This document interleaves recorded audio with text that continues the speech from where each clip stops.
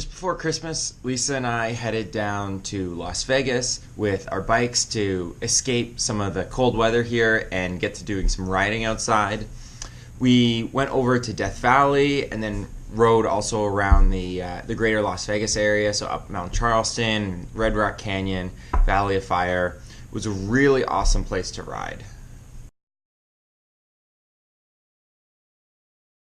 Heading into the trip, Death Valley was the place that I was most interested in riding. Heard a little bit about Death Valley from the Badwater Marathon, so had some ideas of what it would be like. It really did turn out to be an incredible place to ride. It's almost like you're on a whole nother planet.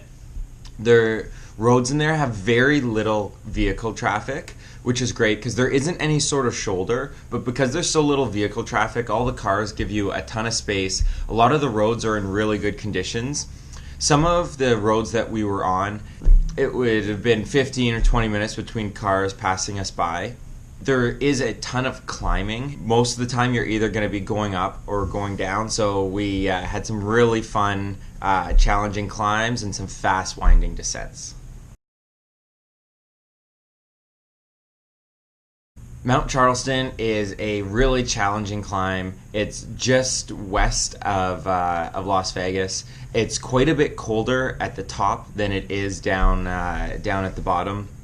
The first about 5 miles of the climb are a little bit, they can be a little bit boring. There is a bike lane on the side of the road. The road's in really good conditions, and then once you get into kind of the meat of the climb a little bit more, it gets a lot prettier. Then up towards the top of the climb, it's very much alpine, and you could feel like you were in Whistler or something like that. It doesn't feel like Nevada at all.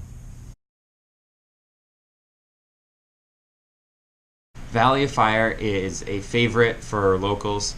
Unfortunately, with so many rides and limited amount of time, we didn't get to really fully explore the Valley of Fire, but we did hear that if you're doing a ride from the Lake Las Vegas, Henderson, Boulder City kind of area, you can do over 200 kilometers uninterrupted on bike lanes and bike paths, so it can make a really great long ride route. Red Rock Canyon, as I did a video on last week, is both Lisa and my favorite place to ride. So there's both just the traditional Red Rock Canyon out and back that people do, and then it's the scenic loop that we really enjoyed, even just on the traditional out and back where you stay on the main road. It is it's a really great ride. You spend half the time climbing, half the time descending.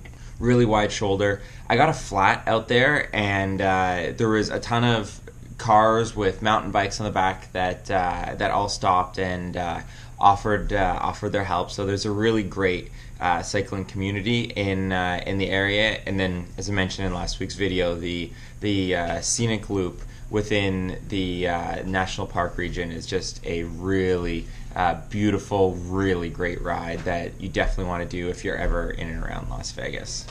Overall, we had a really great trip. It was awesome to get in a ride outside when it's so cold here back home, and it's an area that I would definitely recommend people visiting if you're looking for any sort of cycling trip or vacation.